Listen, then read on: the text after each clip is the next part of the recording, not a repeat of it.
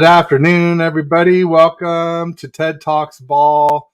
I've got an unusual Saturday afternoon edition. Usually weekends are daddy duty time, especially after I already shirked my daddy duty to go to training camp practice today. But my wife has been very supportive. I've been telling her this is really helpful to meet all these content creators I've done shows with, to meet a lot of reporters. We can talk about some of that, to meet. Actually, I haven't met that many players yet, but ultimately, really excited. I got Twin Empire on here today, the Twin Maker, if you will. Got all this stuff right here. So it's at Twin Empire X2 on Twitter, and then at Twin Empire _ on YouTube. And we just know him as Twin Maker because he's made 2 sets of twins. Who can say that, folks? I mean, that's pretty amazing.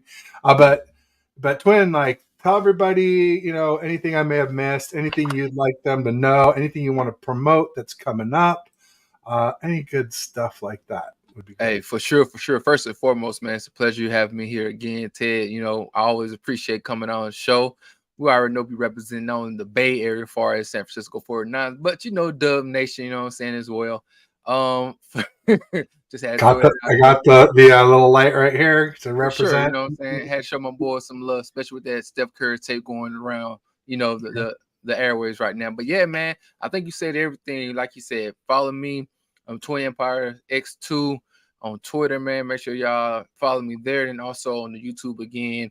Make sure you subscribe to the channel, so keep up with your boy, man. Other than that, be looking out for me on a Thursday night show, possibly. I do a pick'em show throughout the season with me and my brother called the Bearded Bros Podcast. I don't know why it's called the Bearded Bros Podcast, but I'm assuming they got something dealing with brothers in the beard. So y'all make sure y'all tune in around 8 o'clock during this season. And, do a little pick'em show. But other than that, my guy, man, I'm ready to go. As I told you before, backstage, I'm excited to hear what happened today at camp.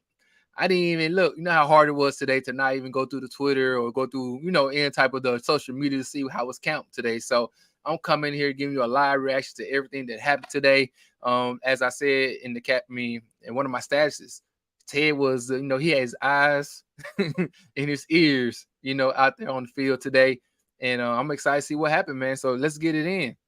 There we go. Let's go. What day of the week again was your 8 o'clock show? I kind of missed that part.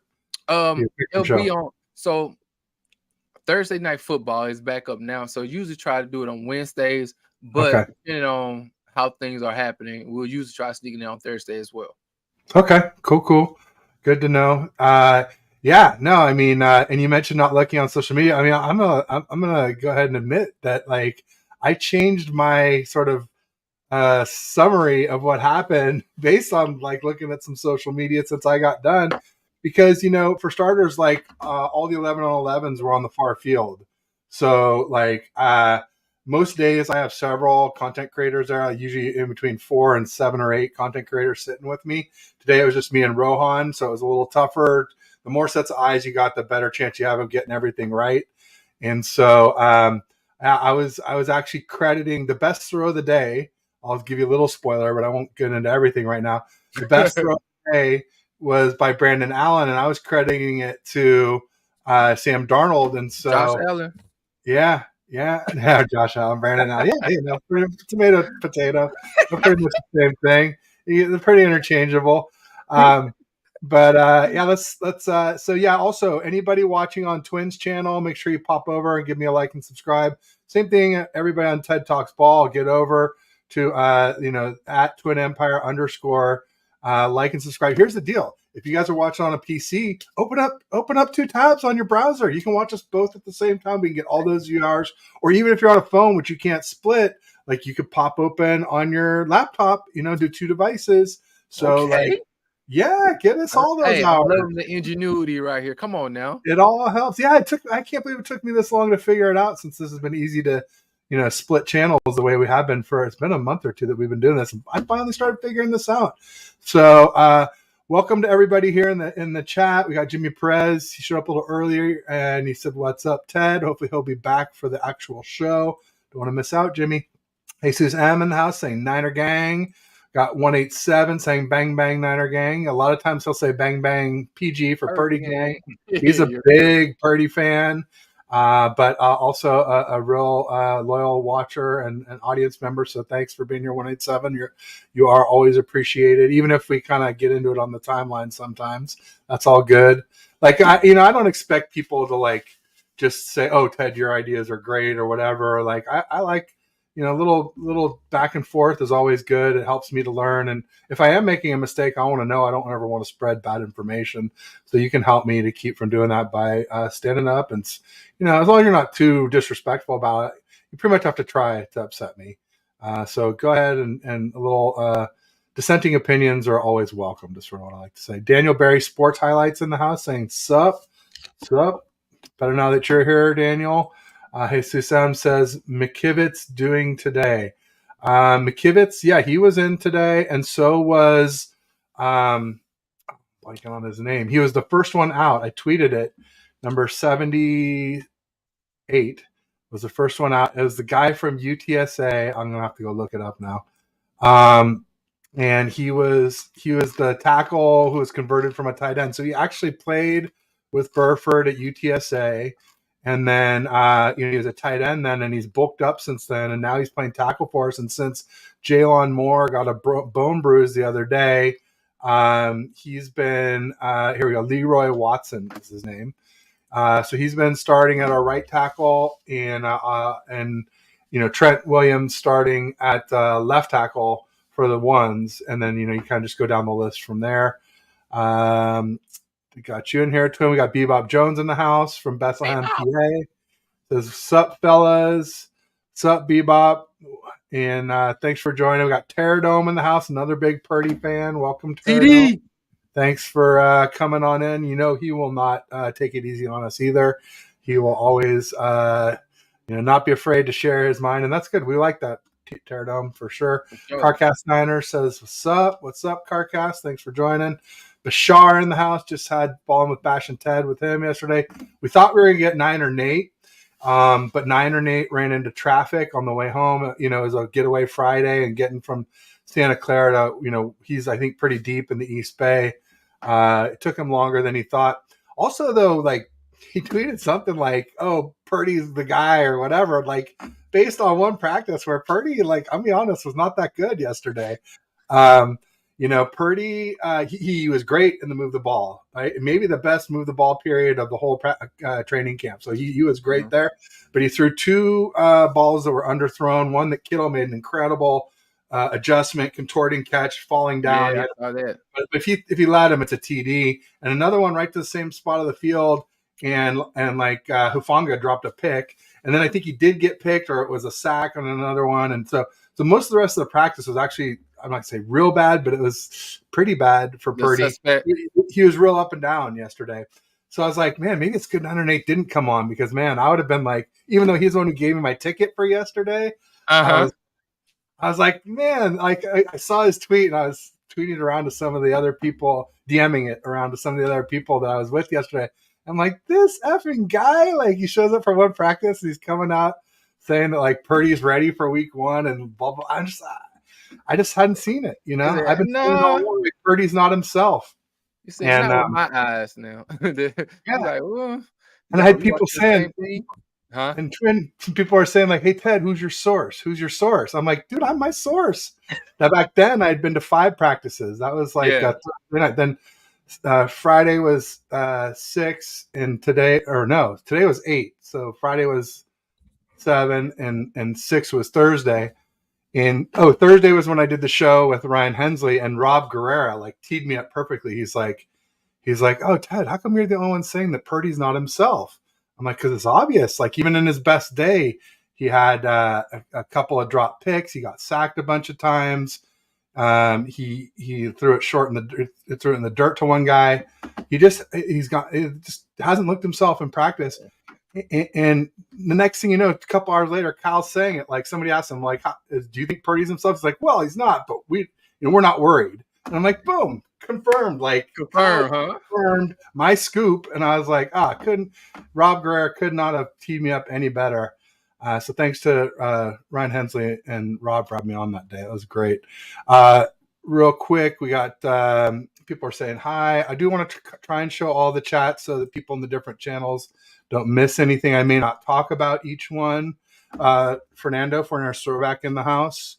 And Throwback, Carcast, and they're just saying hi, but then like and subscribe. Yeah, I'll say it again.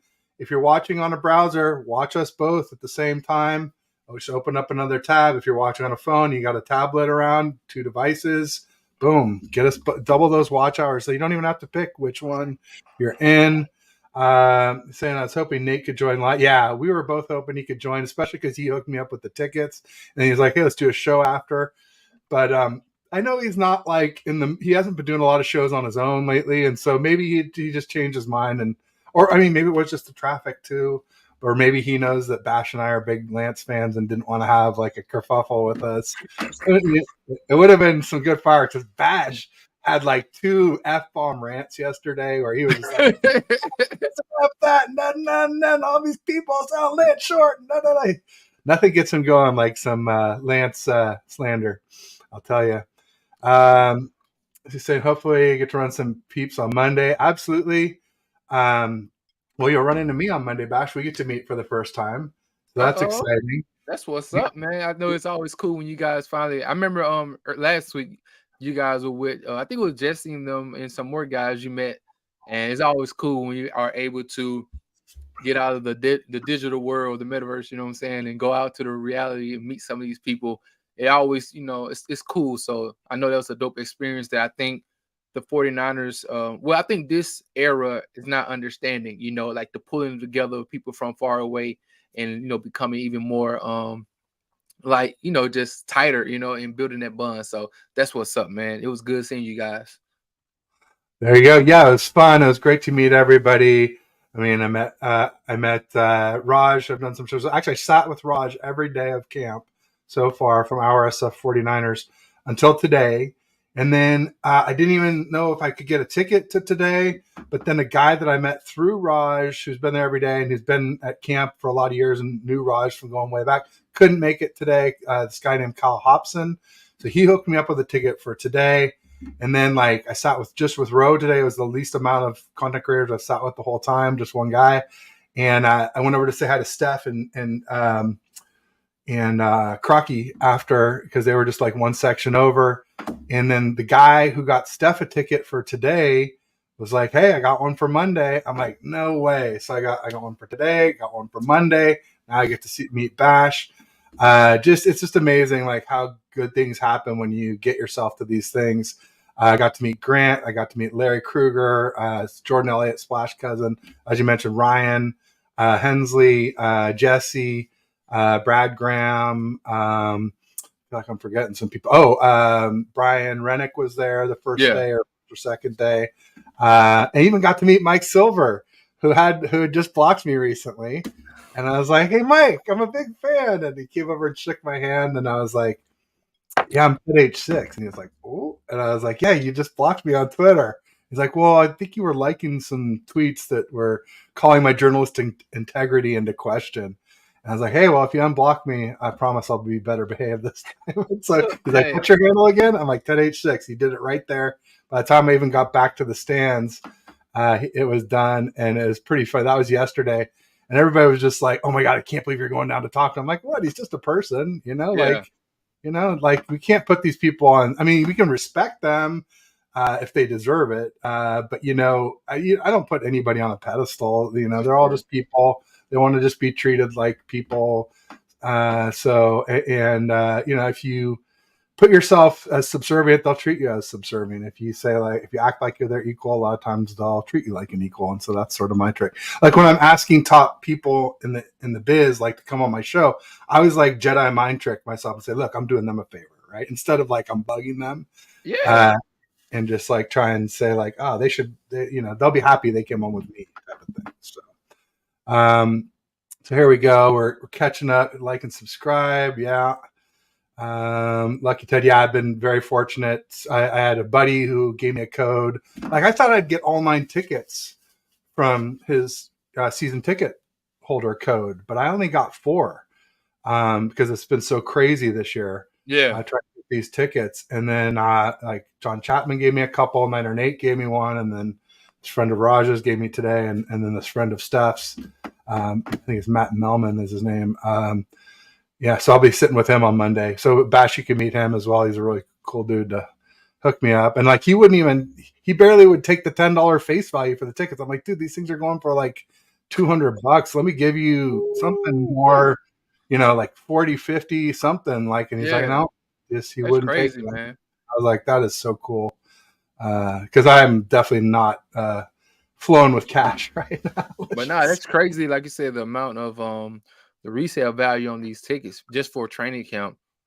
It's a wonder that it's wonderful that our team bring people out like that. You know what I'm saying? Like you can't take that for granted. As far as the faithful, as Randy just said, the faithful, man, they're coming out in droves, willing to not only support just far as the energy that they bring, but also financially, like you said, for even a training camp. They like, hey, like you just said, whether $20 a ticket went from $20 to $200, like, man, that's crazy, but it's tight at the same time. It lets you know how much people are intrigued about this situation that we got going on, and how this thing is must-see TV, or you want to have your ear to the street to see what is going on. Like, so I think this has been dominating the airwaves for the last 3 weeks, maybe 2 weeks, and it will only continue. It's only going to get ramped up a little bit higher, especially when they cut the roster down, man. So, hey, we're going to have content for days, things to go back and forth with. And like you said earlier, it's always good to have somebody with an opposing view. You don't want everybody having the same view as you do, or same like type of conclusion on certain things. It just makes a little small echo chamber, but it's always good to have the perspective and the vantage point of somebody else on the other side. So like you said, you can learn. And as they say, keep your friends close, but your enemies closer. They're not saying they are enemies, but we still root for the same team. But just to some of them are. But just to understand their mentality and how they be thinking, you know what I mean? So yes, sir. Yeah, no doubt. And anyone trying to get a ticket for Monday, like go on what you call it, on the not StubHub right now and get it. Because like I thought, like, oh, just wait till the night before, and then the scalpers will be like dropping their drawers trying to get rid of these things before they get stuck with them, right? That's what I thought. Then the other night, like Raj didn't have a ticket, and I was like going on StubHub. I'm like, oh my god, like not only did they not go down, they just go up, up, up, and then they're all gone. So like the earlier you get them, the better deal you get. On the longer you wait, the worse, the more you get jacked. So anyone trying to do it, that's a word to the wise that I thought was counterintuitive, that I learned here. So Randy Daytona in the house saying faithful flowers. Thanks, Randy. And then just cruise through some of these here. 187 saying nice. Randy's giving some deuces. Pterodome says, that's my jam. I'm a junior high with an A+ grade every day. Don't hit the arcade. Does he mean like the video arcade? Is that what you mean? You're a good student, Pterodome? I was always the one in the back of the class making jokes, getting in trouble, getting sent to detention. I won't say Bart Simpson, but yeah, certainly not like head of the class or anything like that.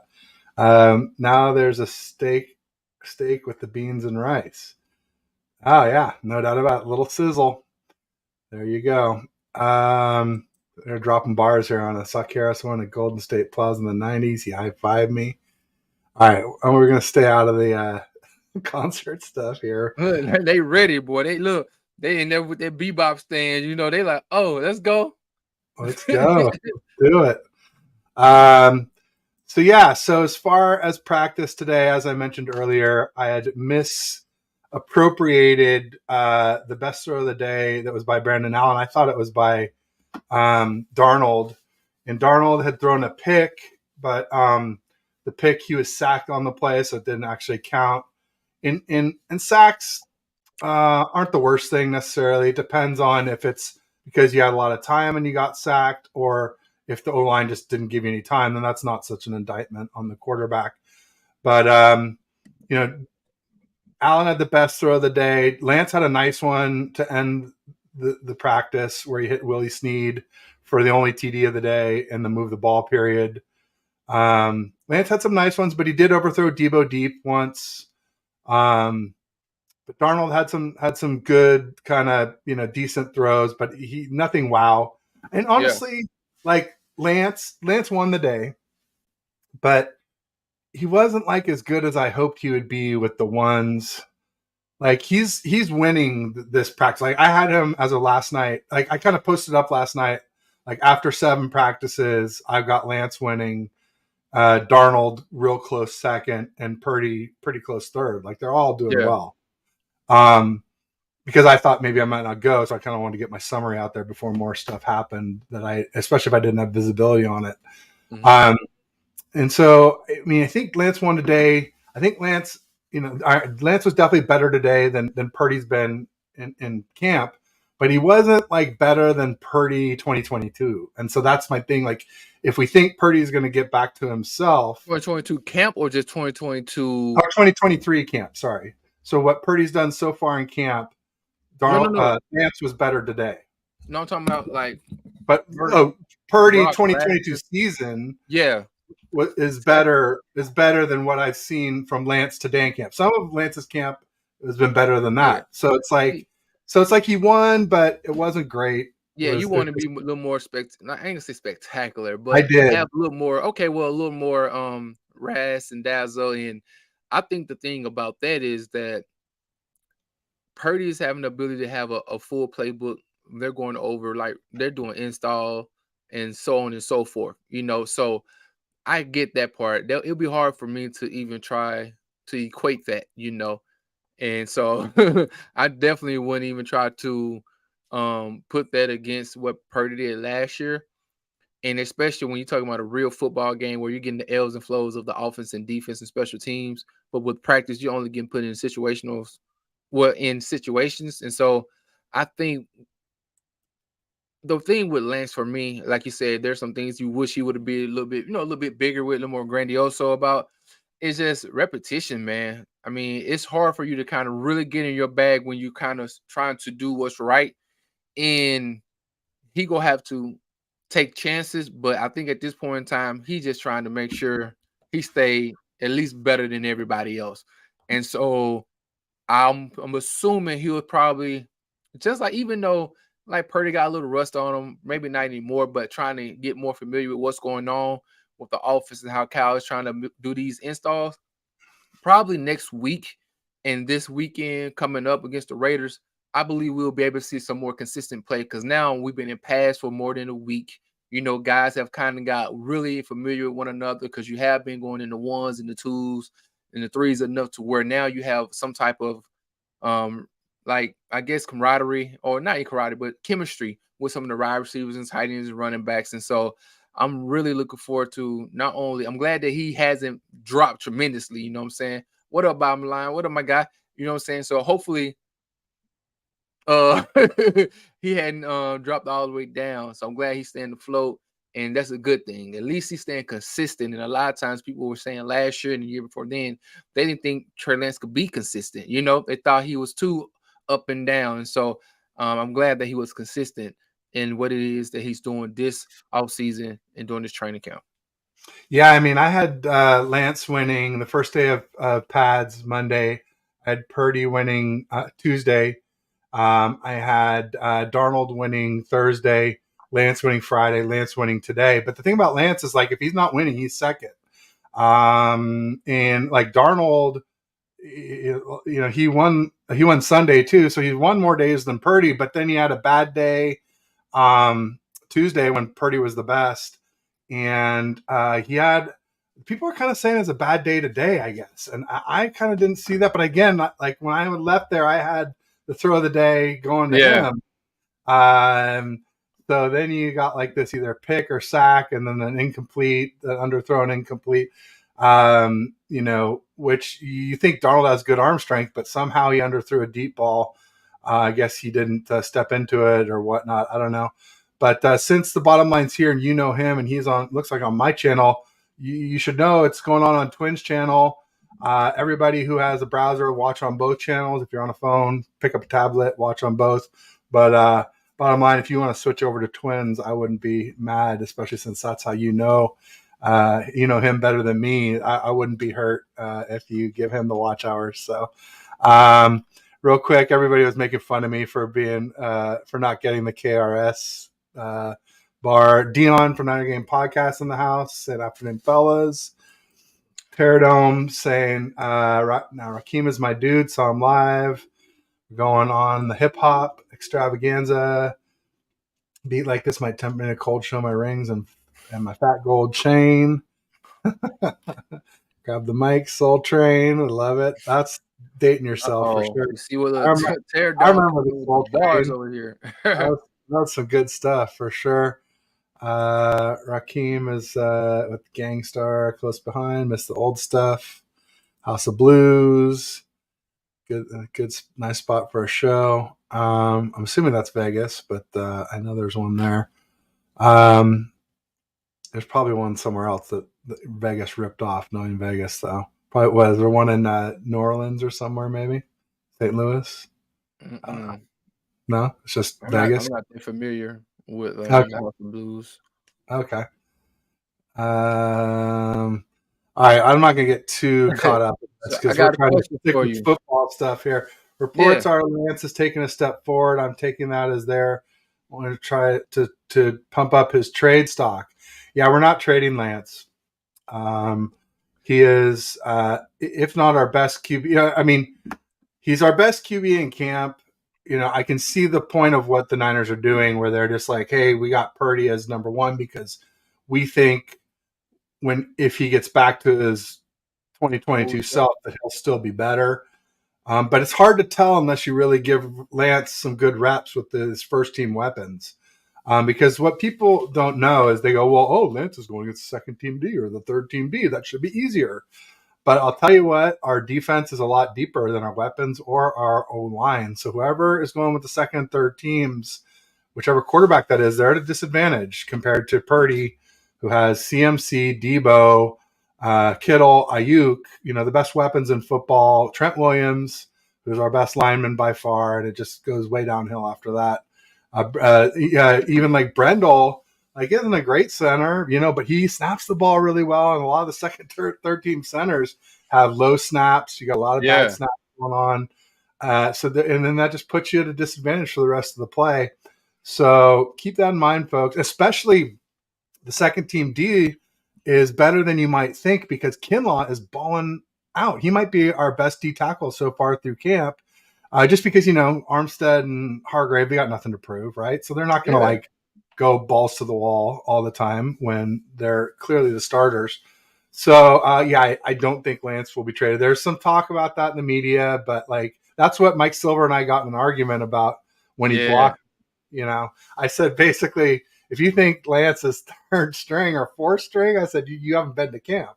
And he's like, yes, I have, Sonny, and I've been taking notes. And I'm like, well, then why is he going first when Purdy isn't there and second when Purdy is there?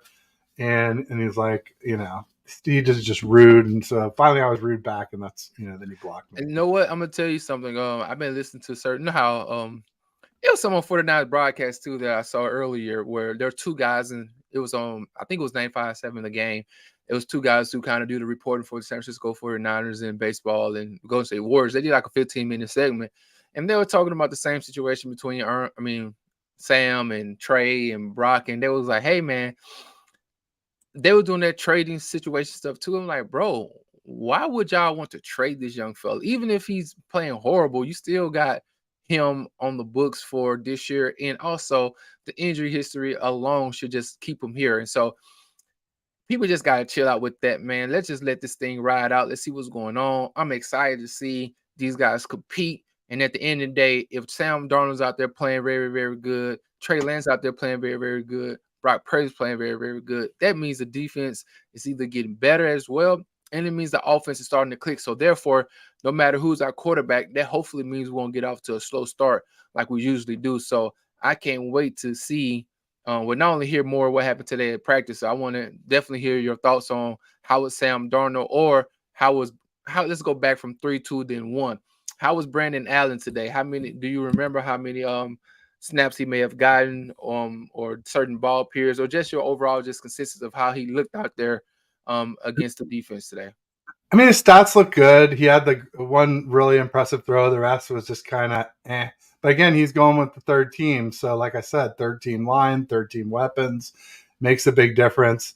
Real quick, just want to get in some serious slander here in the audience before saying one that I actually really liked that I thought was so they're saying that since I don't listen to the cool hip hop folks, they're saying that Callie said that I listened. Callie said I listened to Barry Manilow, and and then Terradome said, "Oh, Mandy," and then Randy said Engelbert Humperdinck, and then they even threw in Johnny Mathis. They're trying to make me as unhip as possible here. That's fine, I get it. But with Barry Manilow, I don't know if you remember, but like he wrote a song. There was "Oh Mandy," which Terradome brought up, but he also had one called "I Write the Songs." That make the whole world weep, all that kind of thing, right? I write the songs, I write the songs. Somebody ripped it off. I want to say it was Weird Al, ripped it off for Joe Montana and said that, like, I throw the bombs. And so, like, yeah, I'll take Barry Manilow. I throw the bombs because Lance throws bombs, and I like that. So there you go. Danielle Thompson in the house, just saying, hey, awesome guys. Welcome, Danielle. Thanks for joining us, sis. That's what everybody calls her. So I will join in with that. Bash let us know that House of Blues is in LA too, not just Vegas. So good. I had a feeling it was somewhere before. You know, like everything in Vegas, it came from somewhere else. It's like a copy, except for that eye thing that they got now. That's a first for Vegas. John Jay in the house, 49ers Ultimate Report, saying, "What's up, Ted? You're always streaming and grinding. Shout out to you. Thanks, John Jay. Appreciate it." Definitely trying to do a summary at least every day after these camp practices to kind of get the word out on what I saw and what it looked like. Holly was saying, there's some Barry Manilow. We kind of already hit that. Bottom Line Sports was saying that he knows you because of Law Nation. So Twins' brother, who's not a twin, Law Nation, is a big Cowboys fan, a big Cowboys content creator. So there you go. I don't know what's wrong with that boy. Yeah, it's like he must have been abused as a child or something. I don't know. So obviously you were raised right, twins. For sure. So, you know. For sure. But you know what? I think the Cowboys are gonna be really good this year. I've been saying I could see them being better than the Eagles this year because man, listen here, Ted. You know, they got almost no turnover, and the turnover they got is good. Like, there's guys I've seen on multiple outlets who I respect, or like, it's just between the 49ers and, you know, the Eagles. I'm like, hey, dude, unfortunately, by proxy, because my brother is a big Cowboy creator, I'm in the know. I'm like, bro, they beat the snot off the Eagles and the snot out of the Giants often and on a regular basis. And so to think that this team isn't going to be competitive, we tried to act as if that game against the Cowboys was was a lot bigger than it was as far as the lead. The Cowboys did well, even though Dak Prescott threw the ball and some couple interceptions, which really helped us out. They're a really good team. And then people don't realize that they picked up Brandon Cooks. He may have been a journeyman, but his talent is his talent. I think he had like 5,000 to 6,000 yards. I think his first 6 seasons he had 1,000 yards consecutively, which is great. Ezekiel Elliott, who was a little long in the tooth, he up out of there. They said, "Hey, bye Zeke, see you later." The guy in our game that we was watching against, Tony Pollard, who was doing his thing against us, he ended up getting hurt, but he's coming back. We failed to realize that was a key player in that offense, and he's like he'll give you a little bit of that CMC. He's not as great as a route runner, but he can catch the ball doing those screens, and he can get out and run. Because if you get out in front of you, you're not catching them. So he's very good. And not only did they say that, they got Trayvon Diggs, who dropped the interception. They got Bland. They got Malik Hooker. They have, Michael Parsons, DeMarcus Lawrence. Like, they have a really good team. And then not only that, they went and picked up in the first round. I think we had Larry Cougar talk about this and other reporters of the 49ers. They had a big boy named Mozzie in the middle, as a defensive tackle. And so we really got to give these guys some respect, because we could see them far down along in the season. And we see them in week 5, but that would be a very big game because we're going to see them later on in the playoffs, hopefully. There you go. Yeah, no, I mean, I feel like they picked up Brandon Cooks. They picked up Gilly. All they really lost was Dalton Schultz. They got a real good O line. Dak is, he's not great, but he's underrated. And like you said, yeah, Pollard is a huge weapon. Like he was their only playmaker. That's why they went and got Brandon. That's why they went and got Brandon Cooks, was because Pollard went down. All they had left was CeeDee Lamb, who could break up in the game, and we just covered the heck out of him. So everybody's still yeah. So I mean, whereas the Eagles, they got this great looking draft class, but it's a draft class, and 50% of rookies bust, and the 50% that make it, a lot of them don't make it for 2 years, 3 years, more before they bust out. So yeah, I just think people are overrating the Eagles. They lost both coordinators. Their defense had huge turnover. A big one, obviously, is Hargrave coming to us. I think that could be Charles Haley 2.0. Speaking of the Cowboys, like, remember how much that killed us for him leaving us to go to them? A great pass rusher, joining your enemy. That's exactly what it feels like to me for this with the Eagles. We need nasty folks on the line. That's all I gotta say. Charles Haley was nasty, and though his personality was quite disturbing at times, in football, you need a player like that too, and we're missing somebody like that. I can't wait for us to get somebody who's a little loony, you know what I mean? A little off the rocker, just a little bit, and yeah, man, if we can get 3 Super Bowls out of that, like the Cowboys did, I will be more than happy to buy a Hargrave jersey or 2 or 3. You know what I'm saying? If he come over, the whole family. Hey, for the whole fam. Look, let him be our Deion Sanders. If you want to go, come over here and propel us to go to the next level and get over and get that Lombardi, man. Hey, come on over. You know what I'm saying? Come on over. There you go. And yeah, they're still merciless on me here in the chat.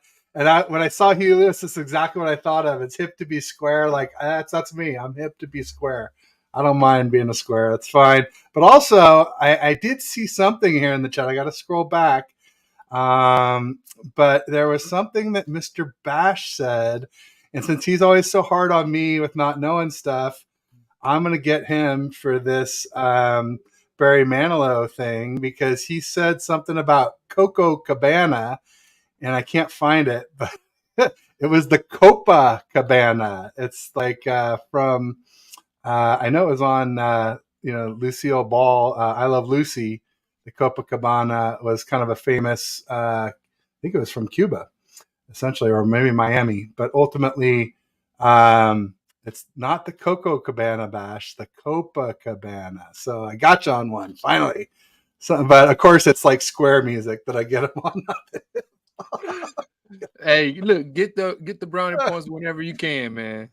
Man. And he said Ted writes the songs. Then they're like, "I'll see, I told you that I knew Barry Manilow." Damn it, I guess I should never have admitted it. I'm like, who's that? What? I don't know nothing about that. Some other folks joined too. I just want to make sure I'm catching everybody. I'm trying to catch up. Here, hold on. There was I didn't see Snowfall, but De La Soul, Say No Go. See, like De La Soul, I just think of It's Just Me, Myself, and I. That was definitely the one I knew the best. But I mean, I think everybody knew that song. That's probably why. Pollard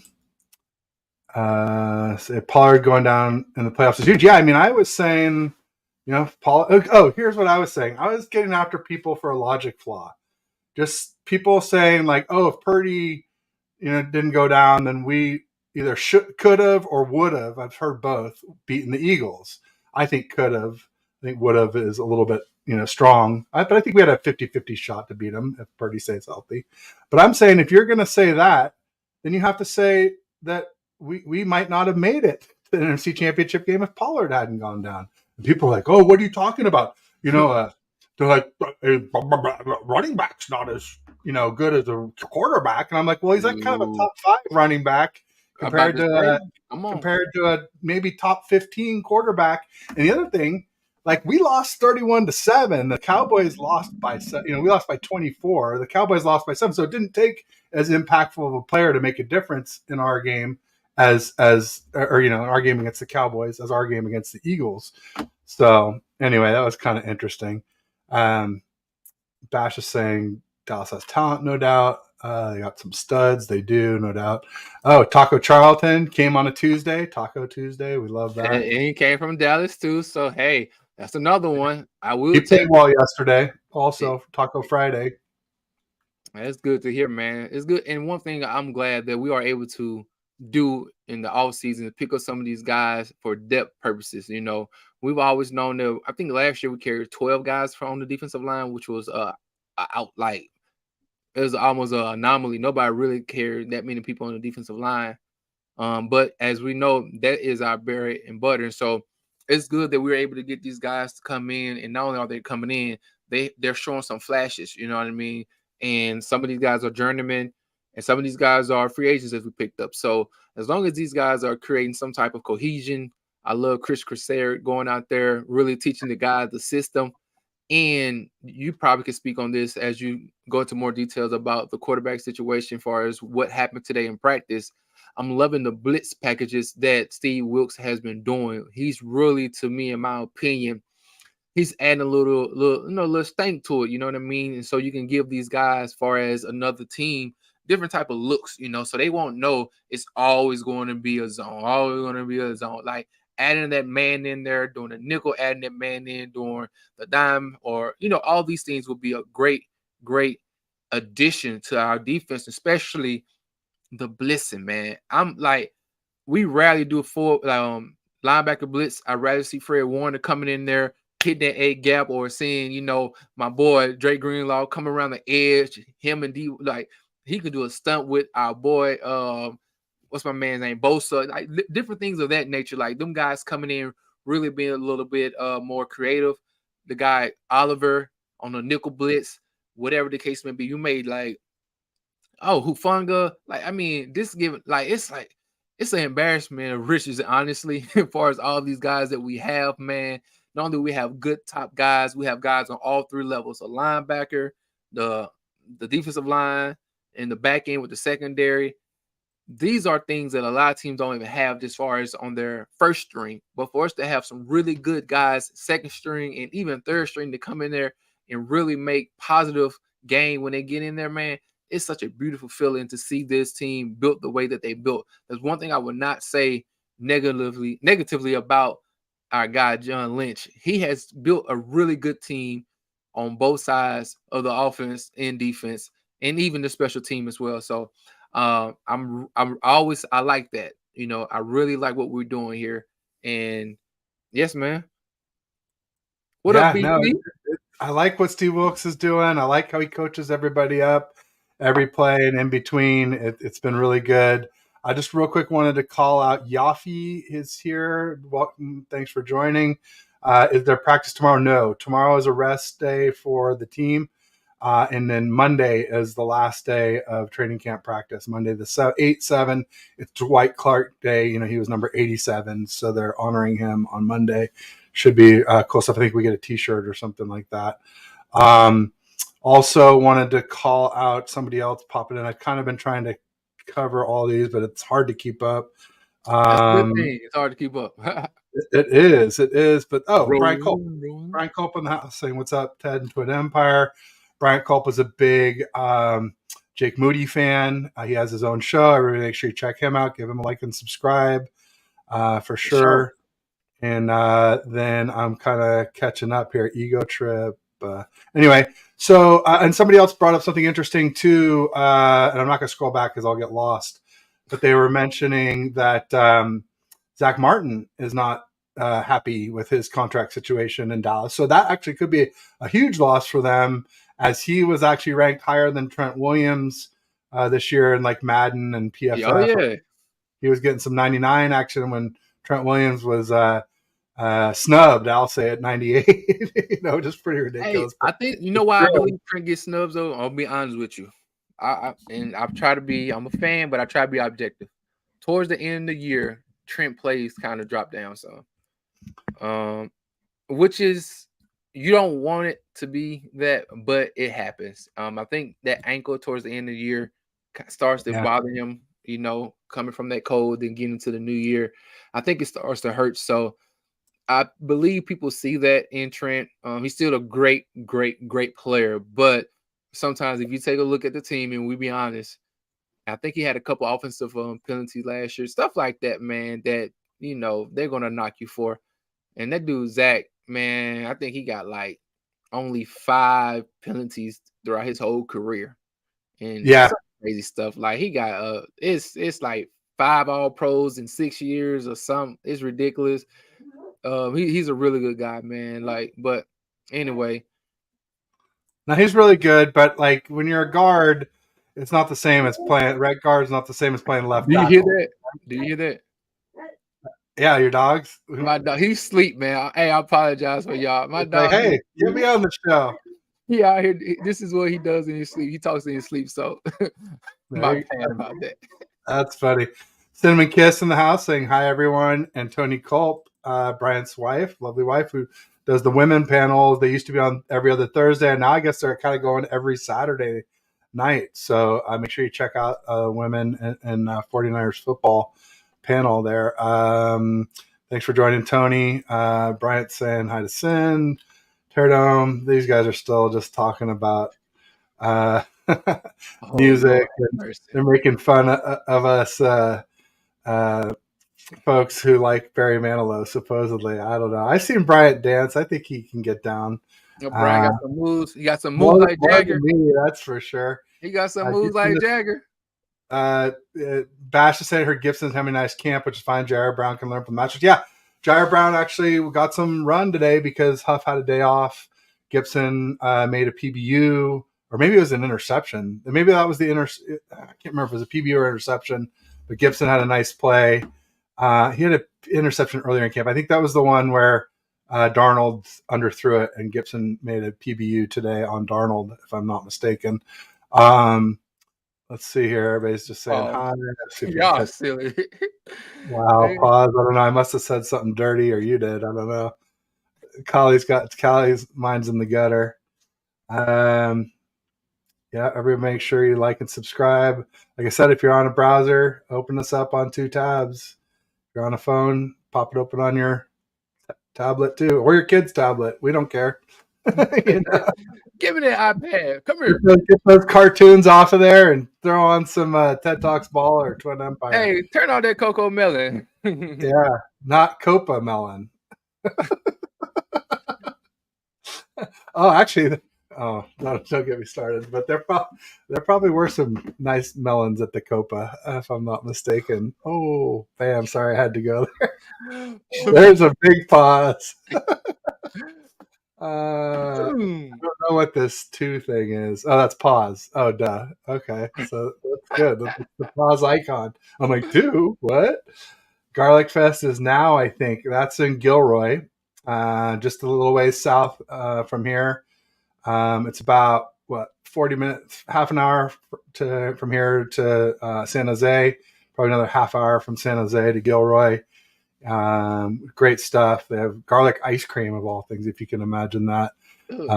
Yeah, that I'm not a big a fan of, but garlic pizza, sign me up. Pasta, garlic bread, anything more savory, I'm down for some garlic and cheese.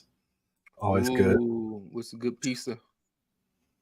Well, not pizza. I mean, yeah, no, I love it on pizza. But I like it when it's already oven roasted before you put it on the pizza, so it's just like soft and like spreadable. I don't like it just putting it raw on a pizza, because then it still stays crunchy and it burns your mouth. Boom.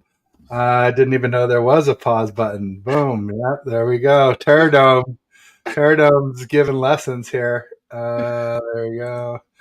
I mean, man, this chat is bananas. And y'all out here. Moody. He has Jake Moody pajamas. I know Bryant has Jake Moody on all 4 corners of his overlay for his show. So he's got 2 in his college, Michigan uniform, and 2, at least last I knew, 2 from OTAs and minicamp. He's probably updated it with some training camp pictures by now, but I'll have to tune back in and check out his overlay. So I got the latest scoop. Cinnamon Kiss. Let's see. Should we meet the garlic? The whole empire. Yeah, that would be fun. It's always fun to meet people. That's like half the fun of training camp. Actually, I still got my Little wristband on there. wristband on. Yeah, ditch that. But yeah, that's half the fun is meeting the folks that you do these shows with to actually meet live.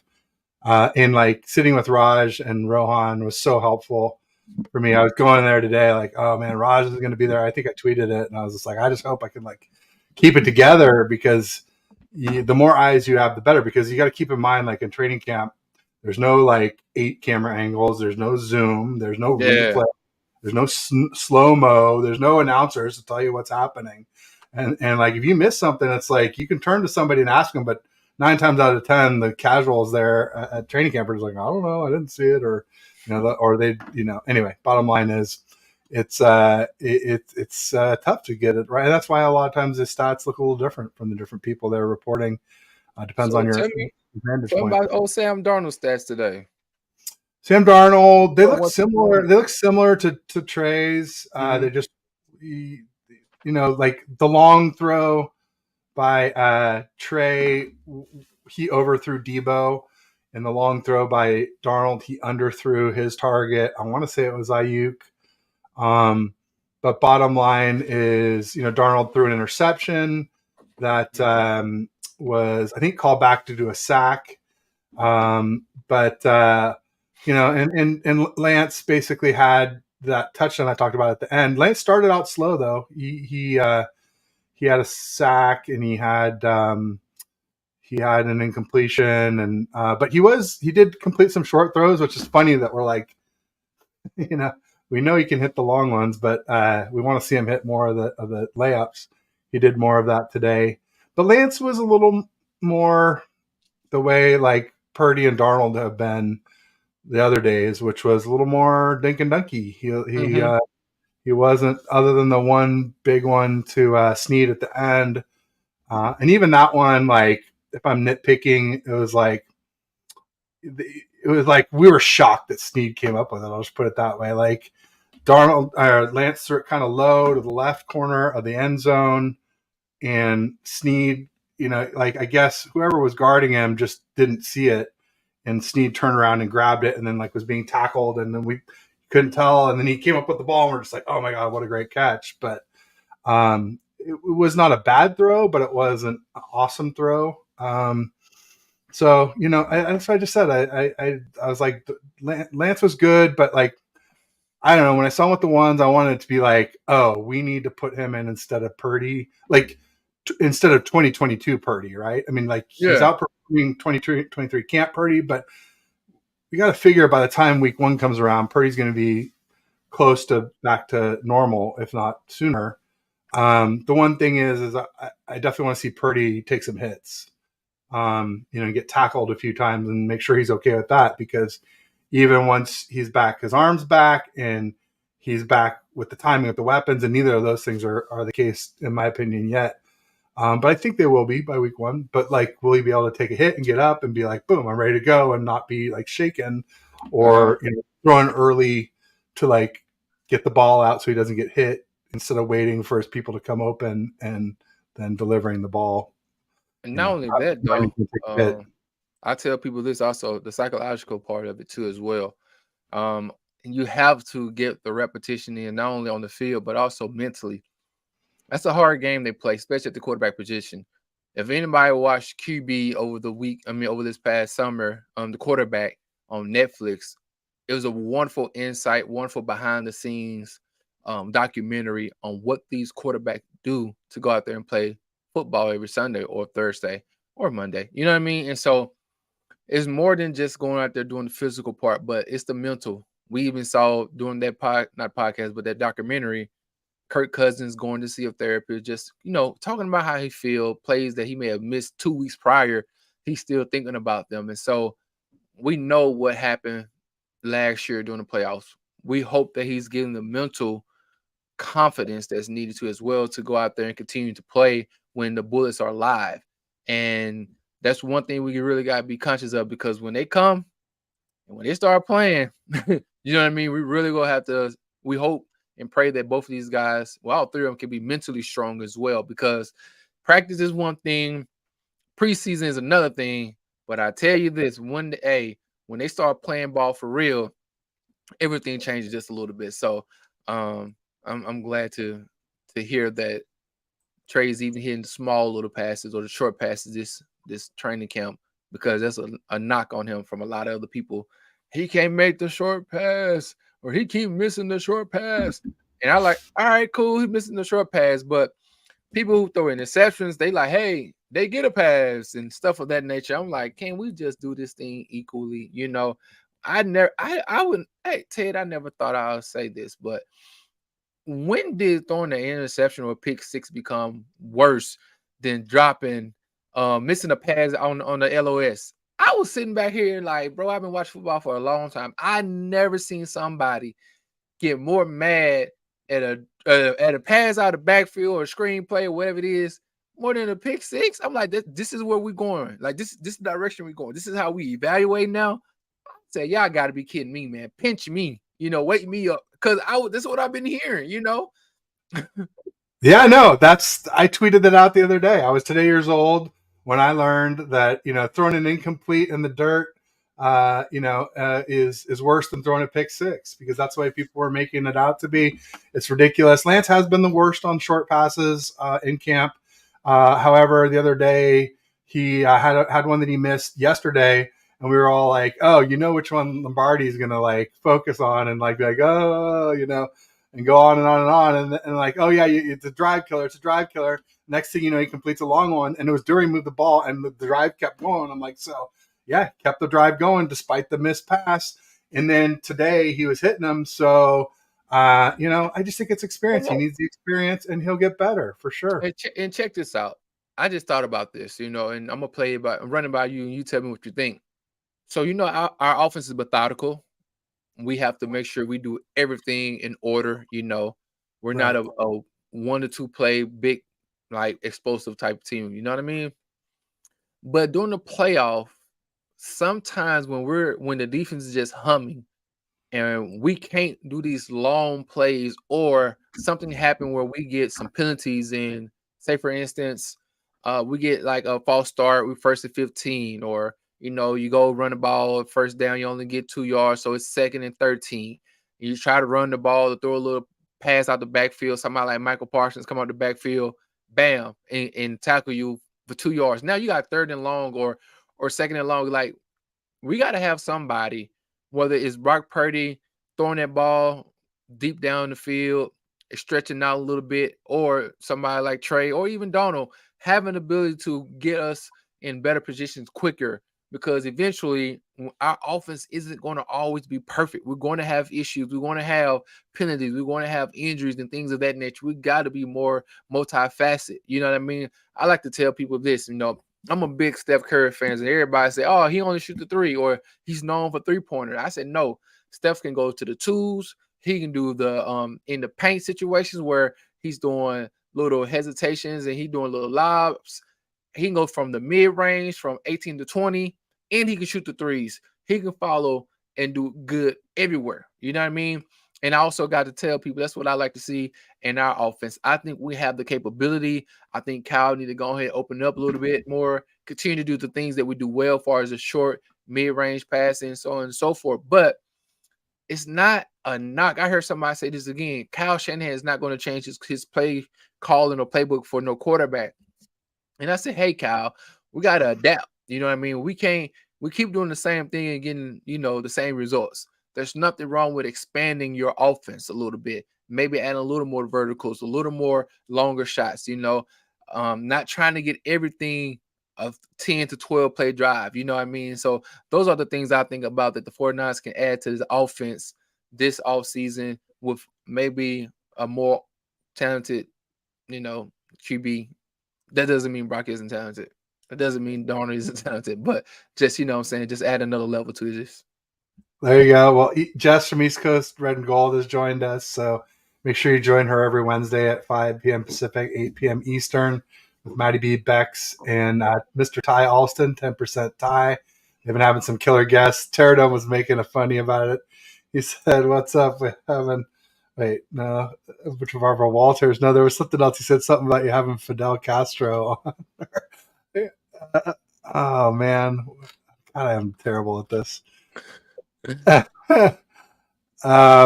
I just want to say hi to shout out to Jess, shout out to Jim Everett, the great. He's a Rams fan. He's a little annoying, but just pity the Rams. They said they were going to run it back last year. Sadly, they were a year off it. They're going to run it back this year and go 5-12 again. So good luck with that. Here we go. Who you guys gonna have next? Fidel Castro or Jerry Jones? That's funny. Jerry Jones, that'd be a hell of a get, man. I'd love to see that. Your Law Nation would be a little jealous, I think, if East Coast Red and Gold scooped Jerry Jones and he didn't. Get Jerry on there. Oh yeah, man, he'll go crazy. I think they're trying. I think Jerry Jones actually doing a documentary this year about the front office, and they're going to have a camera following them around. And I think it's on HBO or Showtime. They're going to have this year coming up, so that should be interesting. There you go. We got Spotlight 49ers Talk CG Ruthless. He's rebranded, folks. Welcome to the show. Yeah, I think there's like some kerfuffle going on, so probably trying to distance himself from that a little bit, understandably. Wake me up before you go. Oh man. They ain't there cooking, boy. When you hit that high, baby. As long as no one throws a pick 8 like Jimmy, we ate. There you go. Catch you later. Go Niners. Thanks, Jess, for stopping by. Tony was saying that she thought that the Garlic Festival was moving to Stockton. That's news to me. I hadn't heard that. But I guess it could happen. I don't know. I mean, I think she was joking. Well, if you could confirm, that'd be great. Jimmy did work in practice. Yeah. He I think he threw 3 interceptions yesterday and 4 today. That Raiders D is cheeks, especially those linebackers. The linebackers yesterday, the 3 that intercepted him, I was like, he's throwing those interceptions to the Raiders linebackers. I call them the Legion of Whom, because there's like nobody on there that I ever heard of before. Yeah. So, oh man. We got a new viewer here, Stelios 300 Cowboys, another Cowboys. What do you expect? Stelios, what up, my guy Stelios, man? To be something this year. Yeah, man. It's like you guys, it's y'all, it's us, and the Eagles at the top of the NFC. So, and the Niners are the best. We just got to sort out our QB situation. Yeah, so. We expect to beat y'all over in the head again, Stelios. You know what I'm saying? Especially now we got Hargrave. Credit to the Lance Hours. He handled the pressure and performed, shows mental strength. Yeah, Lance has been doing a good job. He worked with Jeff Christensen. That's Patrick Mahomes' QB coach and Patrick Mahomes himself, and it's really helped him, at least so far in camp. We'll see when the hitting starts, but so far Lance has looked a lot better. He's had a quicker release. He's had more touch, more accuracy. Quick question: how was the body language? Like, good. It's been good for. It's been good. Like galvanizing and moving. I like to see that. Like whenever I watch anything when it comes to sports, I like to see the guys on the sideline, the quarterback, how they're talking to one another. What, like, if somebody missing routes, do you see Trey kind of like Trey or Sam or whoever the case may be? Hey man, come on, let's go. Or hey, let's get together. Like, are you seeing any of that type of fire or passion going on, or is everybody just kind of they going through it, but nobody's really being too demonstrative or showing any type of real emotion because they know it's practice? Yeah, it's practice, and the thing is, it's happening so fast that you're already focusing on the next play to see what's going to happen. I'm not paying much attention to the guys outside the play. Sure. Because, like in the game, another big difference in the game, you got the 45-second play clock, and in practice, it's like 10 to 15 seconds. You barely have time to write down what happened on the last one, and then pop your head up, and they're snapping the ball for the next one. So that's why I got confused about the Allen pass being a Darnold pass. Because especially sometimes they only go a couple reps and then they'll change. And then it's not like in a game where you have one person changing or no people, a couple people changing on a play. Like this is like wholesale changes every player, every few plays. So it's a lot harder to keep up with. Again, with no replay or if it's on the far field, then it's even more difficult. Two defensive players are put on. Bash mentioned Willie Snead. That he's surprised to see Willie Snead. Yeah, not only did Willie Snead have that TD to end the move the ball period, basically to end practice today, but he also was the one who caught that ball from Brandon Allen, probably the pass and catch of the day. Willie Snead actually had a really good day. Bash, I know he brought that up a ways up higher. Portola is saying the two defensive players are put on IR. Johnson and Mitchell, are they allowed to come on 49er content creator shows and give us inside info? I don't know. They typically don't during the season. I don't know who Johnson is, but Elijah Mitchell. Here's the thing about Elijah Mitchell, like that pissed me off was Fred and Dre were like tackling him to the ground when we weren't supposed to be tackling anyone, completely. And there was a fight that broke out over it. And Fred's been doing this shit before. He got into 2 fights with Ayuk last off season, so it's like it kind of irks me that they were tackling him to the ground and now he's out. And I know Elijah Mitchell is. I've been calling him injury prone. He really has trouble staying healthy, but all the more reason to not be tackling the guy and contributing to it, unless they're just trying to get him out of there by doing it. But it was well. And then Dre did it to CMC. That's when I was really mad. Like, come on! One thing is Elijah Mitchell, but CMC's are like bell cow, franchise. He's like maybe the most important player on offense. I mean, there's talk of him being as important as Trent Williams now, or Kittle, or Debo, or all our stalwarts. So, so CMC didn't start a fight, but he got up and he had some words with Dre, and that seemed to calm down after that. But I doubt they're going to come on any shows, folks. We'll see. Who's Johnson? I don't know. Fill me on who Johnson is, Portola. Laura Cat in the house. She says, Ola Ted late check-in, but I'm at the Coliseum for the A's. Oh, nice. Excited for Monday. Yeah, number 87. Totally Laura Cat. And I'd love to be able to meet you on Monday. But like I said, you're in VIP. You're going to park in a different area. Like the two sections don't really mix. Don't get to see each other. Yeah, I don't think I've never run into anybody from VIP yet. It was in GA. Lord said she got that pool, huh? Yeah. So I don't know. We'll see what we can do, but chances are it'll be tough unless somehow you can come to Red Lot 1 when it's all over, or I can get to your parking lot or something after our meet somewhere near the stadium. But then that's a little. I don't know. I don't know if my wife would appreciate that. So there you go. Los D says, love my brother twin. There you go. Welcome, Los. For sure. Yeah, and 49er said, have fun at the game. To Laura Cat, twin always in a dancing mood. Yeah, for that's sure. Why twin's great. Laura Cat, you missed the Brave Mail. Yeah. Oh man, the slander. I guess it's not slander if it's true. Jared the Great, that's the truth. Trey's a starter in the NFL, so Sam Darnold, Brock is special. We have 3 QBs better than the Rams. Yeah, I mean, anyone looking at the Rams camp and like thinking that because their QBs are doing well means anything, keep in mind they only have 1 player on defense. They got Aaron Donald. He's a hell of a player, obviously, but that's pretty much it for their D. Can you name anybody else on their D? Like, I can't. Ramsey's gone. Bobby Wagner's gone. They got a bunch of who knows what. You know what I'm saying? Yeah. Talk about Legion of Whom. There you go. It's everybody on the Rams D except for Aaron Donald. I know they got a good linebacker, Ernest Jones or Ernest something or other. He's all right, but they're pretty devoid of talent on that D. Let's see. Ernest Brown, TJ Carter, Deshaun Johnson, Jonah Williams, Bobby Brown. Yeah, Aaron Donald. Kobe Turner. Leonard Floyd. They lost Bobby Wagner. They lost Deshaun Robinson, Greg Gaines, Nick Scott, the one who put that big old hit on Debo in the NFC Championship. He gone. The one they lost that I'm bummed is Taylor Rapp, because we always abused him. I'm definitely sad to see Taylor Rapp go.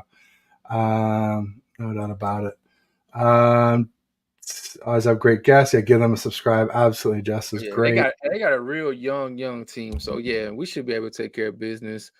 I mean, that team is really young, so it's going to be interesting to see what them and the Arizona Cardinals do coming up this year. Yeah. I think they're going to be going for Caleb Williams most likely. Um, Trump didn't buy the Cowboys any of the chance. He said the NFL wouldn't last. He has a sharp business mind. Yeah, not so much. I guess he's under indictment now, or they're prosecuting him. So good luck, Donald. Matthew Dime Stafford, best QB in the NFC. No, the best QB in the NFC is Jalen Hurts. After that, it does get a little interesting, though.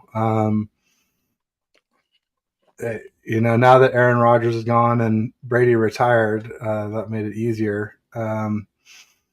It's kind of wide open there, but I kind of have Kirk up there, Dak up there. I think Derek Carr is better than Jimmy G. I think, obviously Purdy's got to be in there.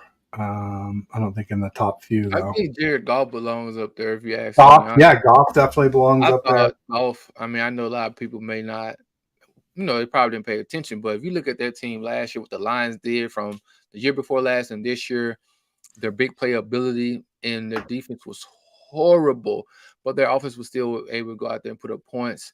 I believe they got some wonderful wide receivers. They got another good tight end, and they drafted another running back. Yeah, man. I think, honestly, you can't be and they coach very hard, and they love their coaching. That's one thing you love to see when the coach is able to go in there and create that culture. Got these guys playing hard, playing with this reckless abandonment. Hey, I think Jared Goff he should be considered one of the top 7 quarterbacks in the NFC. It shouldn't be nothing crazy. You know what I mean? So I think Brock is top 5 in the NFC. I believe what he did last year is something that you got to give him credit for. Dak Prescott, I know he had a bad year last year, but if you look at his body of work, he's kind of a consistent quarterback when it comes to touchdowns, interceptions, and passing yards. So Kirk Cousins and Dax are probably the long-standing guys out there since Aaron Rodgers and left. And we can add Matthew Stafford. Those guys been in that division the longest. Everybody else is young and up and coming. So the NFC is definitely going through a transition when it comes to the quarterbacks. And this is a perfect opportunity that we need to strike now, because I like to tell people the team that we play in the NFCs aren't the same team we play out there in the AFC. There's 2 different types of football that's being played, in my opinion. So take care of what we got to take care of here in the NFC, but be looking over there in the AFC because there's some things that them guys can do over there with that ball, and the pace of play and how they spread you out is a little bit different than what we see over here in the NFC. I think Matt Stafford's in that conversation if he's healthy. I think it's a big question mark moving forward.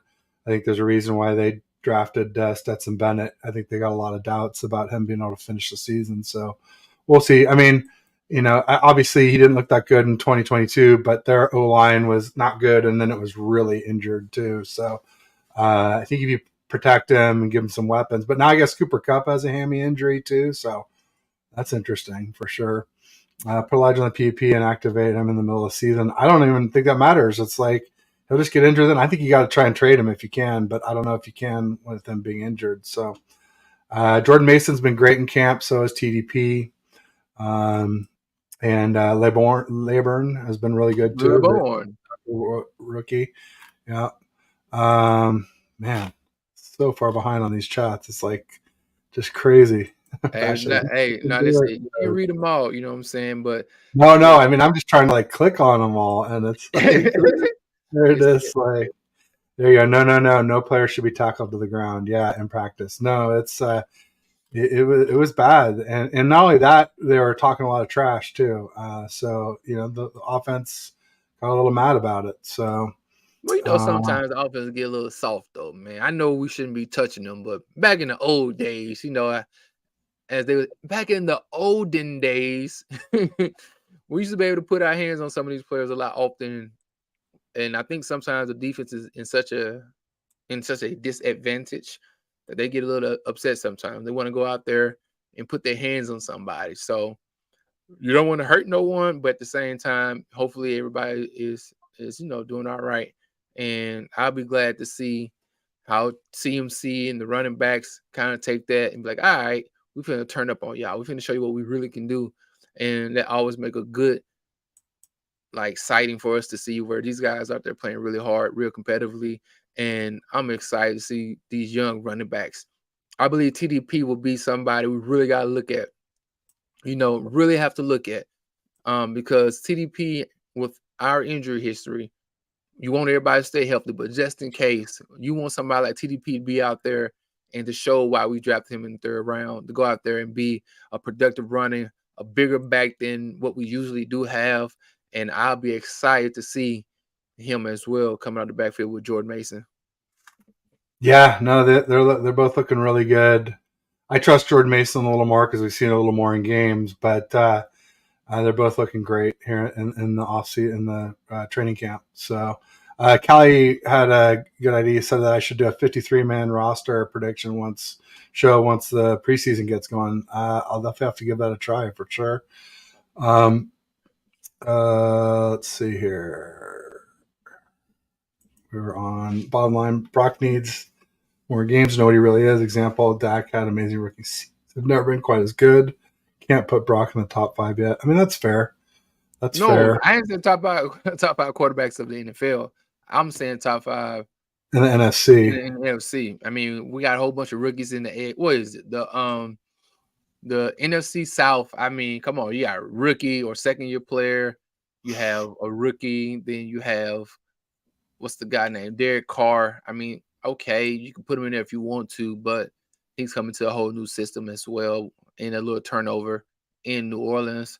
We look at the NFC North. We have the Bears. So that's Justin Fields. We have Kirk Cousins, Jordan Love, and Jared Goff. So you got young boys, and then you got the potential of a Jordan Fields could do something. But other than that, you know what I mean? And then we have our squad. You got Geno Smith, Matthew Stafford. I think he's top 5. Some of these guys, we're just going to have to wait, and see what they're going to look like. And even with Purdy, got to wait to see can he be just as consistent in what he can do as far as stand on that field. Because I was listening to 95.7 The Game yesterday, and with Bunte Hill and Spadoni, I believe who it was, and they were talking about Herbert and Shasky, Joe Shasky. Yeah, Joe Shasky. But they were talking about. Maybe it was Spadoni. Spadoni's another one. I'm sorry, you're right. Spadoni was there. Shasky has been on vacation, so they were talking about who would you rather have, Justin Herbert or Brock Purdy? And Bunte Hill was like, "Hey, Brock Purdy was a better quarterback last year than Justin Herbert at the last 8 games." I was like, "Bro, this is where we got to be careful at." I said, "Man, you got to have more responsibility with that microphone, because for you to see what Justin Herbert had defensively and the injured weapons he had offensively, and for you to see the coach that's garbage that got canned. This man go for it on 4th down like he playing Madden. You know what I'm saying? Yeah. And you're like, bro, we really go do this to people. That's when I run polls. When people say shit like that to me, that's when I start running polls. And I'm just like, look at this. It's 4-1. It's 5-1. You're an idiot. Go away. And that's when I feel bad because now you don't want to damn Brock Purdy light. But when you started saying that, hey, he's a better quarterback or he's played better than Justin Herbert, it's like, bro, the situation is totally different, man. You know what I mean? I had somebody argue, that he's better because of his stats and his QB wins. I said, man, situations matter, Yeah. And we can't. And when you are football heads, you can't say stuff like that. That's irresponsible. You know what I mean? To me, in my opinion, we got to add the context in there, man. So just to know that, man, hey, Justin Herbert been doing this for 4 years or 3 years in a row. The offense is around Justin Herbert. And this is what I tell anybody when you want to compare, if you want to say that he's better as far as Brock Purdy's better than Justin Herbert has to play like a top 5 quarterback for his team to make the playoffs. Okay? Brock Purdy can play like a top 10 to 15 quarterback and his team can still make the playoffs. You know what I'm saying? Like the offense will go through Justin Herbert. The offense will be assisted by Brock Purdy. So there's no hate on Brock. But at the same time, when y'all start saying Justin Herbert, he didn't have the numbers of Brock Purdy, I'd be like, bro, chill out, man. Let's just chill out. You know what I mean? Randy, Hey, Jimmy Garoppolo got more playoff win than Lamar Jackson. Like, come on, That's man. right. Let's Yeah. be Come real. And on, let's not even man. talk about Lamar Jackson had me So and does Teddy out Trent there playing Dilfer. wide receiver. Come on, man. Like, So does y'all Brad see, Johnson. Nick Foles, who's not come even a on, man. starter in this league anymore. Just real quick, I Ooh, want to shout out to Aaron from 49ers First Takes, my weekly co-host on Wednesdays at 3:30 Pacific, 6:30 Eastern. I'm on Brock, but let's be honest, Herbert come is on, a man. come on, Thank you. That's man. all I'm saying. Let's just be real, man. If we Yeah. had Justin Herbert on this team, I couldn't sit down. I tell you that much. I come on, man. Look, I'll be come on. Could you imagine? Lamar's getting paid. You know what this reminds me of? Because Lamar got paid, and then Herbert got paid, and I think Hurts was before Lamar. And then they're like, "Oh, it's Joe Burrow's turn," and then he like almost tears his flipping Achilles in practice, and everybody. I was just like, "What the hell is this guy doing practicing without that bag secured?" Is foolishness. Just like Debo didn't do it. Debo was right not to do it, and Bosa's right to not be doing it.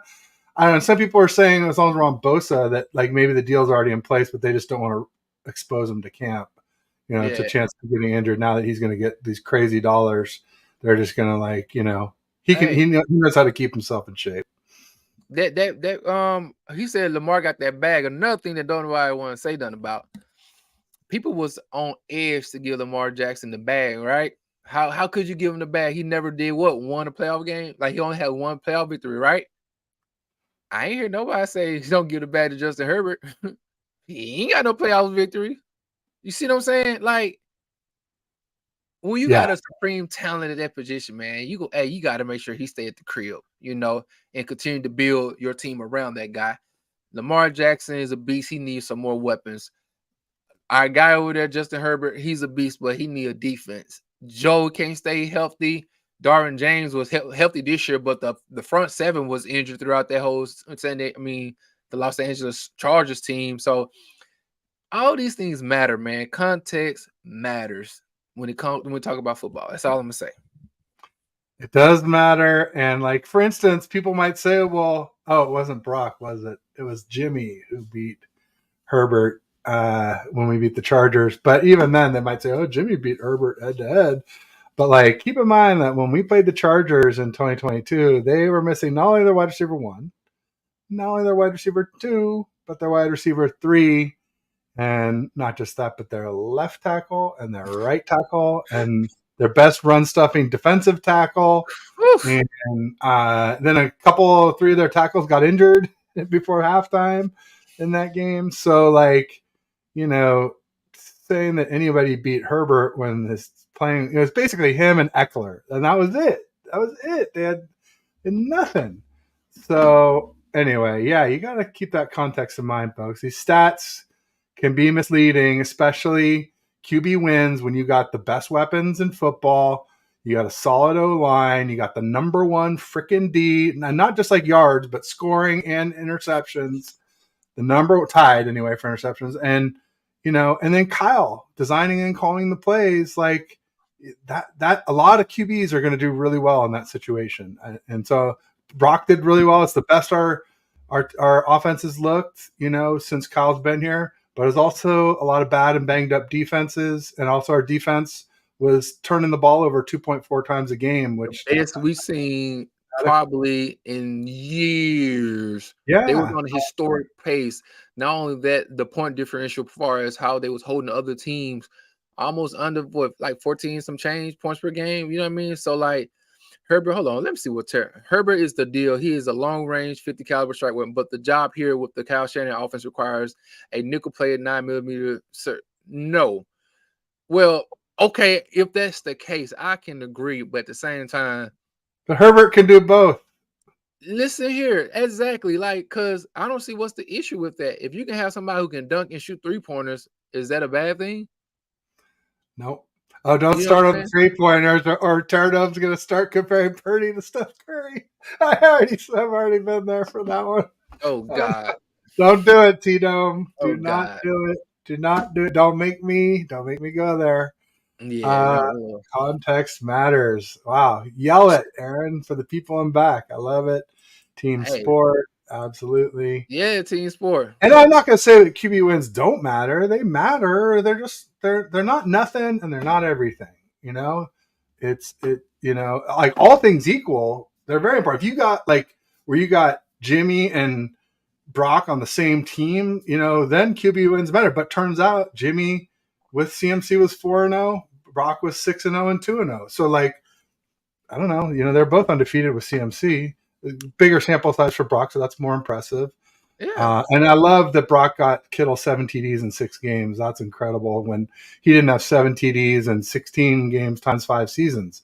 So, and and to some me, of those were 17 game seasons too. So, and that's horrible. And to me, I even call Kyle Shanahan to the floor on that one. Was like, hey man, I was so upset because we didn't even target the big target like George Kittle. If you look at Gronkowski, you look at Travis Kelce, you see these players who are tight ends but are able to use their big body and their ability to get end zone touches. I was like, Cal, there's a stat that this young lady posted on Rob Stats Guerrero show either yesterday or 2 days ago. You know what I'm talking about? She was saying Kyle Shanahan and this offense was believed inside the 20, we kick more field goals than either inside the 20 or the 10, we kick more field goals than anybody in the league. And inside of the 5-yard line, we kick more field goals than anybody in the league. And it wasn't about a short margin. I was like, wait a minute. I'm gonna find that stat and I'm gonna retweet it. But it was something where you like, dog, we got that close in the red zone. And we still didn't finish and we went for the field goal. And so that's something I believe we don't call Kyle Shanahan out on. But if you got this much talent around you, man, you got to go for it. You got to call better plays. We can't be getting these field goals. We got to get in the end zone. You know what I mean? So that's very important for Kyle to look at himself, to call better plays, to get the guys more prepared so that when we in that red zone, it's money time. You know what I mean? In the words of Jordan Poole, though he's gone, it's money time. You know what I'm saying? We got to make sure we do that. So what you say, my guy, fact or not, Brock Purdy was the most successful QB in the terms of points since 2017, right or wrong?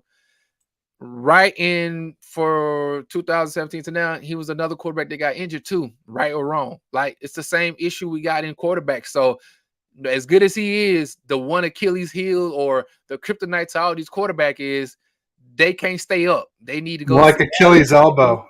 They need to go see Alice. They need a Blue Chew. They need some Viag. They need something to stay up because one thing they all go lay down on the ground. So let's talk about that. You know what I mean? They can't last.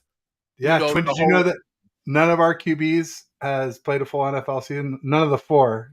Exactly. Not Brandon Allen, not Sam Darnold, not Lance, and not Purdy has played a full NFL season. Real quick, I want to go through some of these things real quick.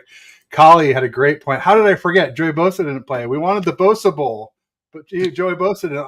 On top of all those people I named, Joey Bosa, one of the best defensive ends in the NFL, out. Are you shocked that he was hurt and not playing, though? No, he's hurt a lot. He's hurt a lot. That's true.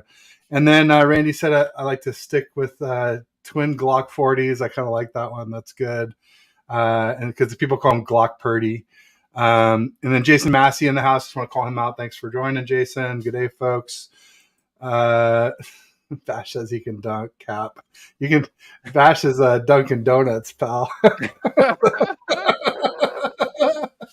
Into some coffee or milk or something like that. Bash. Well, come on. He and I are both not exactly slender, let's just say. So we can be honest. I don't think he's going to mind me saying that. We both like to joke that we're both built like nose tackles. So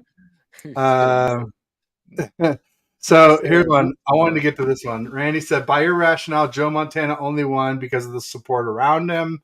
I mean, you could make that argument. The thing with Joe is that he won 2 Super Bowls before we got Jerry Rice. So that's the thing, is he had 2, but we had killer defense for both of those. I mean, especially in 84 against Dan Marino, like our defense was insane. Like 84 and was it 89? We didn't give up double digits, did we? Or something like that? Wasn't it some crazy stat like that? 84 and 89, we had some insane defenses, and then 94 as well too.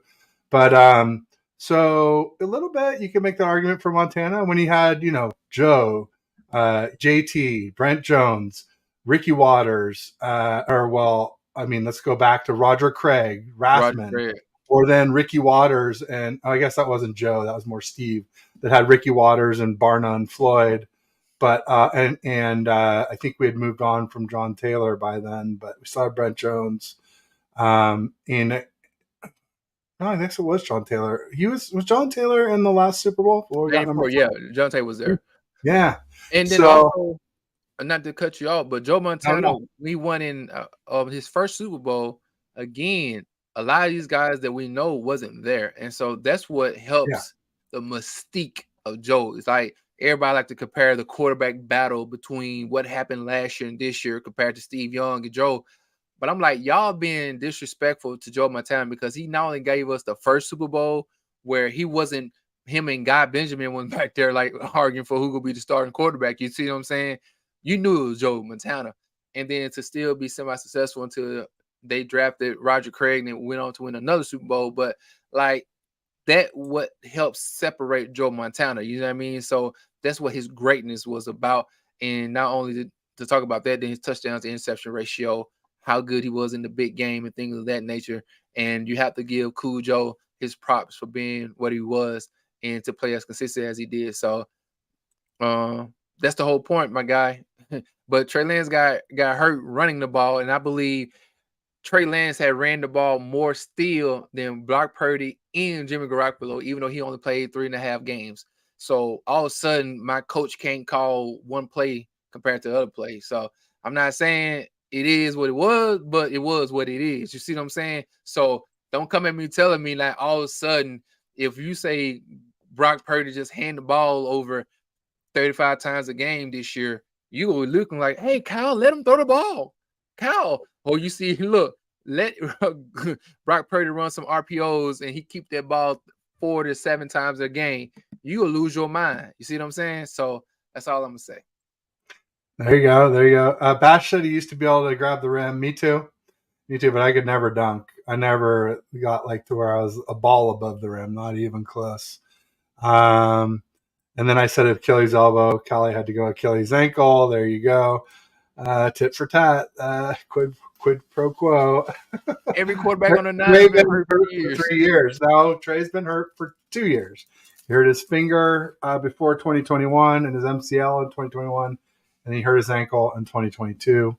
So that's 2 years, Randy. So he's healthy this year. Knock on wood so far. Let's hope they all stay healthy this year. Nose tackles for the win. Shout out Michael Carter. There you go. He was a big fella. I don't think I'm as big as him. I'm only about 6 foot 310, so 300, somewhere in that range. No salary cap. Yeah, back then. That's true. Yeah, and people like to beat us up because there was no salary cap. I'm like, oh, well, did your team have one when ours didn't? Is that how that worked? It's like, come on now. Like, just because your owners cheat, it's not my fault. Don't blame me.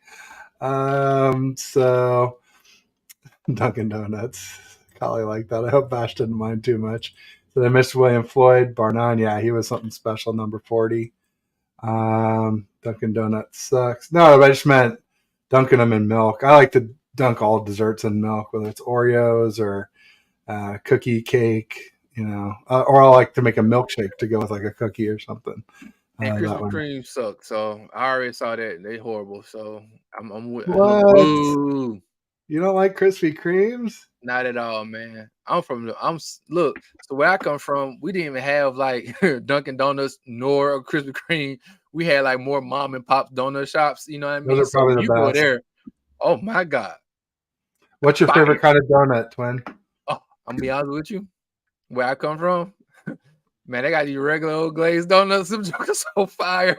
Listen here, you ain't gotta do nothing.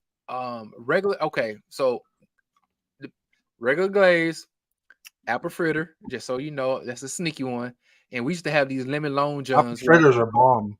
For sure. We used to have these lemon Long Johns where it's a Long John with lemon on the inside and the white icing on top. You know what I'm talking about? And then you lost me on the lemon, bro. Lemon. but it was a lemon gelatin. You know what I'm saying? It went the Oh, lemon even flavor. worse. Oh, It's nasty. it was fire though. I'm It's telling you, though. nasty. It was good. I don't know what, and then probably cinnamon roll. But There you those are go. my. Yeah, I like cinnamon roll. That's good. I like or like there's like a glazed cinnamon roll is pretty good, or there's like more of like the bready cinnamon roll with like the the Cinnabon Cinnamon, frosting yeah, on there. That's pretty bomb. fire. I like apple fritters a lot. I like buttermilk a lot. I like old fashioned glaze a lot. So sort of the heartier, thicker donuts.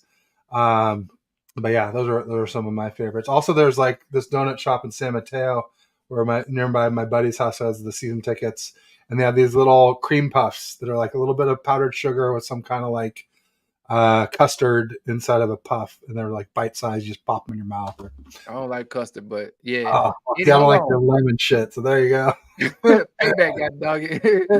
Any Uh, dog for the twin. only thing we could disagree on is donuts.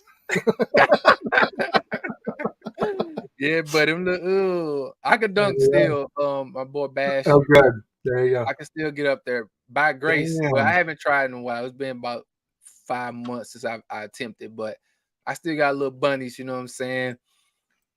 6'2", 218 on a good day. I can still get my little thick stuff up there and put the ball in the hole, man. There you go. Hey, on that note, I just heard my wife pulling in, and I know she's got Uh-oh. my son. It's past nap time. We've been on for holidays here, an hour and 36. Maybe probably time to call it a show, and that way I can just be like right out there, and we can avoid any kind of cameo situation The where, honeydew list. But hey, baby, I've been oh waiting on you yeah, guys. I made like sure I turned she my already watched my son all day while I was at camp, and now like she wants to hand him off and like go. She's very pregnant. She's due in September 23rd, and Oh, so congratulations, my guy, yeah, again for the new one. This be your second one, correct? Or yeah. Second boy, due in September. My other boy's 3.5, and so hey, yeah, hate to okay, cut don't it catch up short there, with bro. popping. We had such a great audience interaction, and you've been great, Oh, you twin. better come on, tell. But like I Hey, said, Ed out here shooting up the club, boy. I see you. I don't think anybody wants to see me get destroyed by my wife here on air. Or maybe Go you ahead, do, get on out. but all the more reason why it ain't happening. So thanks, everybody. I'll say peace and go Niners. Yes, sir. Peace out. Thanks, Tom.